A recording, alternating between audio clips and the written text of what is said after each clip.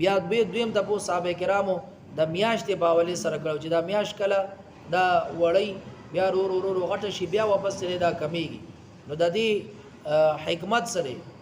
نو یسالونک تبوس کی دتانا عن الاهله د میاشتې په باره کې قل اے پیغمبر علیہ السلام وتویا هي مواقیت للناس دا چې میقات دی ما يعرف به الوقت اله د وخت د پیژنګلو للناس د خلکو د باره والحج او د حج د باره دا میاش د قمر دا چې د اسلامی احکامات په دې باندې ډیر احکامات دارومدار دي لکه روزه نو هغه اعتبار چې د میاش سره دی د غرنګي اختر دی داغه اعتبار د میاش سره دی حج دی داغه اعتبار د اسلامی میاشو سره دی لہذا علما فرمایي چې د حساب دا چې یادول د فرض کفایه دي چې خامخا د خلکو ته د ټول علاقه کې کم از کم بعض خلکو ته دی دا یاد وي او دا انګریزي دا بل حساب هم چې علما فرمایي دا هم قران نه ثابت دی شمسی چې دا نورم الله پیدا کړي هغه په خپل مدار کې ګرځي خو اسلامی تاریخ د دې خیال ساتل د اسلام مسلمانانو طریقه ده وليس البر نه دی نیکی د دې کې د یو جاهلیت د زمانه هغه د رسم او تردید کوي دی بچره په کوم په دروازه برالن واپس په دروازه نه راتل یا به در پایاک دل او بره بچره په دیوالونو روختل او یا بچره په کور کې به سورې کو او باغای کې بر وتل ویجره مونږ په ګناه سره په دې دروازه راغلی واپس مونږ په دې نزو نو الله فرمای ولیس البر ندنی کی به انت اتل بیوتا چراشی تاسو کورون تا من زوریا داغه د شګاونا ولکن البر لیکن نیکی من اتقا دا غچار چې تقوا اختیاري ګناون نه ځانو ساتي واتل بیوتا او تاسو راځي کورونو ته من ابواب د دروازو نه باندې واتقوا الله لا نو یریګ لعلکم تفلحون دې ربار تاسو کامیاب شي بیا بل حکم د الله تبارک وتعالى طرف د جهاد حکم ذکر کیږي بعض مفسرین علما فرمایي چې دا لومبي آیات ته د جهاد حکم پدې کې راغله او بعض علما فرمایي اوذین للذین یقاتلون بانهم ظلموا دغه آیات مبارکه لومبي آیات ته چې باغی کې د جهاد ذکر راغله وقاتلوا فی سبیل الله تاسو جنگی بلار د الله کې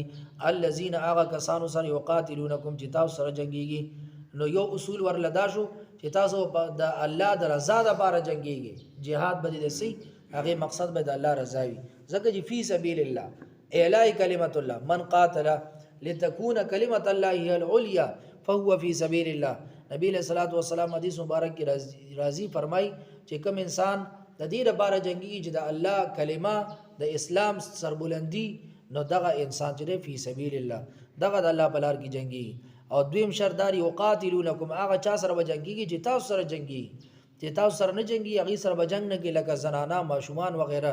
یا هغه بوډاګان چې هغه معاون او مددگار نه ګرځي ردی تاسو سره جنگیدونکو د پاره ولا تعتدوا او تاسو تجاوز مکوي بقتل النساء والصبيان والمسلتی تاسو تجاوز مکوي ماشومان موجنه زنانا موجنه او تاسو مسلم کوي ان الله لا يحب المعتدين بشک الله نه خوخي تجاوز کوون کی وقتلوهم تاسو قتل کې دی لره حيث ثقفتموهم کمزه کې چومون دل دی لره واخرجوهم او وی باسه من حيث اخرجوكم څنګه چې تاسو د کمزه نه ایستي وي والفتنه اشد من القتل او فتنه دا د قتل نم ډیره سخت ده فتنه نه سم مراد دي مفسرین فرمایي یو مراد دار چې شرک دی نو شرک دا د قتل نم خطرناک ګناه ده او دوی مراد ده الرجوع الى الكفر مرتد کېدل دا د فتنې نه دغه مراد دي مرتد کېدل یا درې مراد دی جلاوطنی تاسو چې مکه مکرمه نه استیه نو لہذا دغه فتنه د دې قتل نم زیاته خطرناک ګناه ده یا دریم دا چې دی د حرمات الله دغه هتک کې بیزتی کوي نو د دینه مراد د فتنې نه مراد دغه لري یا دریم بل مراد دی ازل مشرکین مسلمین مسلمانانو ته دی تکلیف ورکړي نو دا فتنه مسلمانانو ته تکلیف ورکول دا د قتل نم ډیره غټه ګناه ولا تقاتلوا او تاسو مجنګ دي سره عند المسجد الحرام مسجد حرام سره حتى يقاتلوكم في ترديج دیو جنگي تاسو سره پدې کې مسجد حرام دا د احترام ولا زیره تاسو باغی سره نه جنگيږي او چې دي سره جنگيږي نه بیا خپل دفاعي انداز کې تاسو باغی سره جنگي دي شي فإن قاتلوكم کدي جنگي تاسو سره فقتلوهم نو تاسو جنگيږي دي سره كذلك جزاء الكافرين دغه بدله د کافرانو فإن انتهوا کدي منی شو واسلموا او مسلمانان شو اسلام اختیار کو فإن الله غفور رحیم الله بخون کې دي او رحم کوون کې دي وقاتلوهم او جنگي کې دي سره حتى لا تكون فتنه تر دې چې فتنه پاتې نشي چې دا شرک پاتې نشي په مخ د ځمکه باندې دا هغه وخت پورې به جنګيږي کفر چې څومره سو پورې پاتې ني سو پورې چې په مخ د ځمکه د الله د حرمات او د شعائر هتک او به حرمتي کیږي دا هغه وخت پورې به جنګيږي نو وقاتلوهم او جنگيږي دي سره حتی لا تكون فتنه تر دې چې فتنه باقی پاتې نشي ويكون الدين او شي دین لله د الله د پاره فین انتهو قدیمن شو فلا عدوان نو زیاتې بنه کوي الا على الظالمين مگر په ظالمانو باندې الشهر الحرام دي ته یو سوال لو چې دغه کې مشعر حرام یعنی بیت الله شریف کې مسجد حرام کې حرم حدود کې دنه مونږ سره او جنگیدل نو سبق نو داغي اجازت خوراغه چې تاسو دفاعي جهاد په دغه مسجد حرام کې حرم حدود کې دنه کول شي دویم سوال ورل ذهن لدار هغه کچری دی د حرمت ولا میاشتو په وخت کې دی مونږ سره وجنګیدل نبي بسکو نو الله فرمایي په دغه وخت کې چې دی جنگيږي نو هغه وخت کې خپل دفاع کول شي یا دغه رنګ دی کې د نبی کریم صلی الله علیه وسلم چې دغه عبد الله بن جحش رضی الله عنه یا بعض صحابه کرام ور سره کړیو او هغه تلیو نو داغه بیان هغه روسته ان شاء الله را روان دي نو نبی کریم صلی الله علیه وسلم هغه ته حکم کړو چې تاسو بدی سره داسې دا خط بواخله او دا به تاسو پلانی زیته اورسه نو الته کې به دا خط کولاوي 2 ورځې پس چې 2 ورځې سفر وکي او بیا به الته کې وقافله د غي سره بجنګيږي نو اغم دغه دی خیال نو هغه د حرمت ولا میاشتو کې دا غینه شوی د خطا نو دغه حرمت ولا میاشتو مبارکي الله فرمایي کدي کې سره جنگيږي نو او تو سره و جنگيږي الشهر الحرام میاش د حرمت ولا بشهر الحرام په مقابله د حرمت ولا میاشتو کې دي یعنی بس دی احترام کوي ته احترام کوا منها 4 حرم میاشت چې دا سلور بګي د احترام والدي رجب پکې یو میاشت ده او دا غني ذی قعده ذل حجه او محرم دا د حرمت ولا میاشت ثلاث متواليات دري او زيري او یو وجه ځان له د رجب ځان له او دا غني ذی قعده ذل حجه او محرم دا سلور میاشت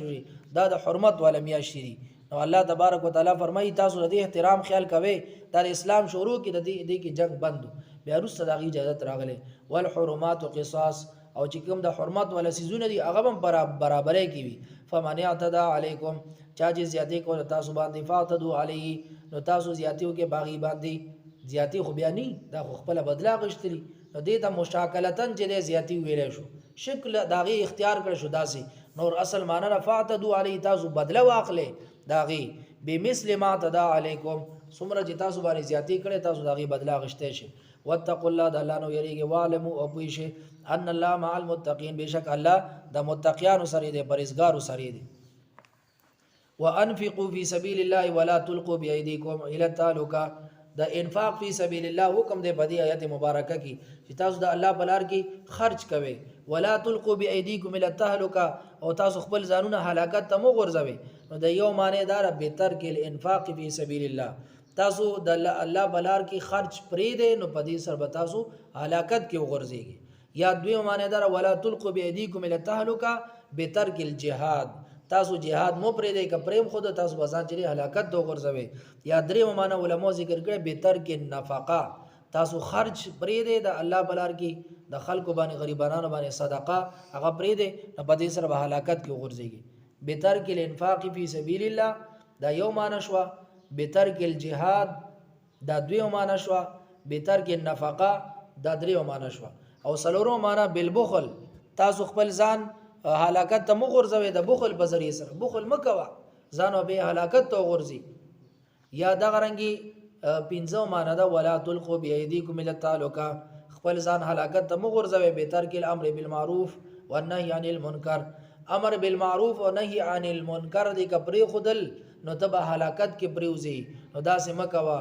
یا بل ماندار ولا تلقوا بأيديكم الى التهلكه خپل ځان هلاکت ته مغورځوي بصدقه الحرام دا حرام سیز صدقه مور کوي تاسو وزن هلاکت ته غورځوي یا بل معنا دا بیر ریا تاسو خپل ځان هلاکت ته مغورځوي د ریاکارۍ په ذریعہ سره ولا تلقوا او تاسو مغورځوي به دې کو خپل ځانونه ال تهلکت هلاکت ته دی آیات بارکه اصول تفسیر کې مونږه خبره ذکر کړې و چې ابو ایوب انصاری رضی الله عنه یو مجلس کې موجود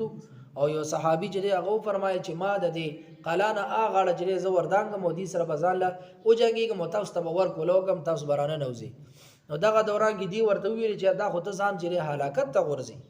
نو ابو ایوب انصاری رضی الله عنه وته فرمایي چې